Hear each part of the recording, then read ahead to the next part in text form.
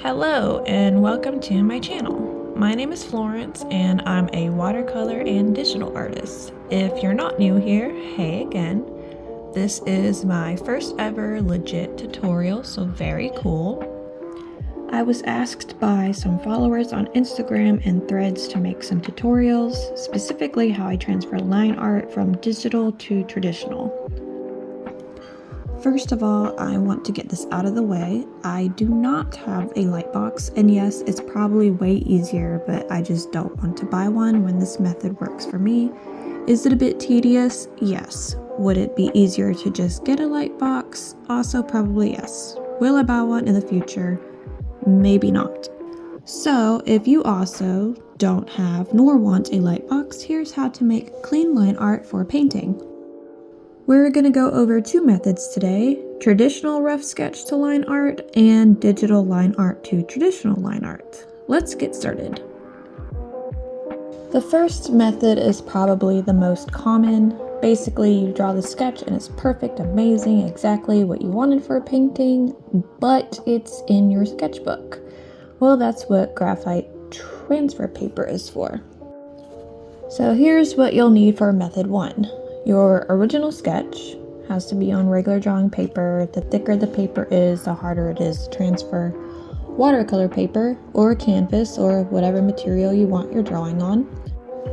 Graphite transfer paper. I cannot for the life of me tell you what brand I use. I got it when I was in high school, so like over 10 years ago. But here are some options I found.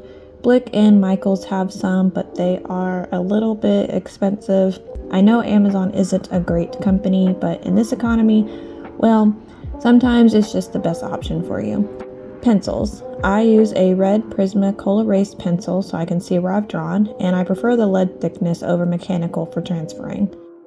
And tape and scissors. I use washi tape because it doesn't tear everything up when I remove it. So take your sketch and some watercolor paper. I have this small 4x6 piece, so I'm using that. Then take your graphite paper. You're gonna make a paper sandwich in this order, bottom to top. Watercolor paper, graphite paper, and sketch original drawing. Being mindful of your graphite paper, put the graphite side down onto the watercolor paper. If you're not sure, do some tests, but it's fairly easy to tell in person. And tape it down. I tape it in a way where I create this sort of hinge effect. It keeps the papers in place, but I can also flip it over to see my progress. Now you draw over. This is why I use a red pencil typically, so I can see where I've already drawn. When it comes to how much pressure to use, it really depends on your preference, the thickness of your paper, how thick you want the lines, and so on. This is why I recommend testing it out first to see what you like. And this is also where the little tape hinge helps. You can flip it over to see how the line art is looking without untaping anything, messing up the layers, etc.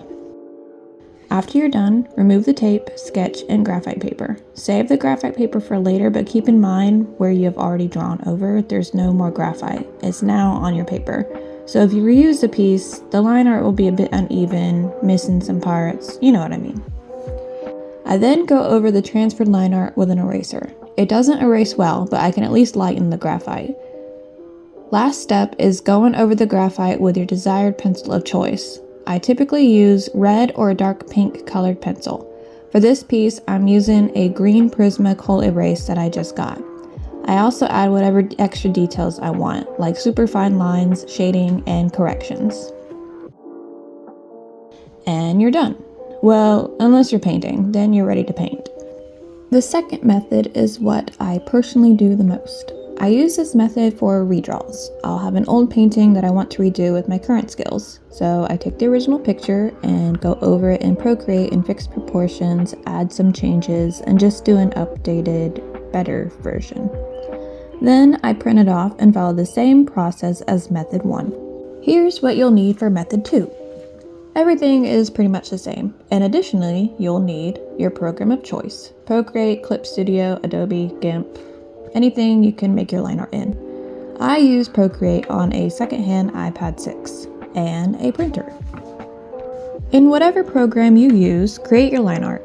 I also make sure my line art is a light color. If it's dark, it's harder to see where you've drawn over.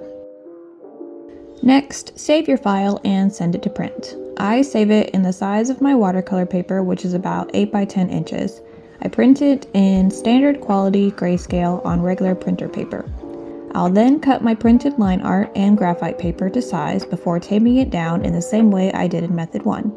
Paper sandwich, then tape hinge.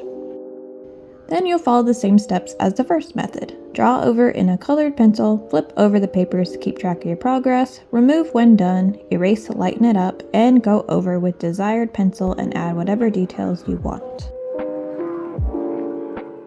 And you're done and ready for painting. So that was my first tutorial, and I hope you learned something from it. If not, that's cool too, but I wanted to make this for artists who don't have a lightbox who want to make cleaner line art. Let me know in the comments if this was helpful, if you have your own tips you'd like to share, and any ideas for future tutorials you'd like to see from me. I was thinking of a hot press paper tips video. If you know, you know. Thanks so much for watching, and if you enjoyed it, give it a like and subscribe to my channel. I'm also on Instagram, Threads, and trying to revamp my Patreon. I also have an Etsy shop if you'd like to buy any of my art from there. It's very much appreciated. Okay, that's all I have for y'all today.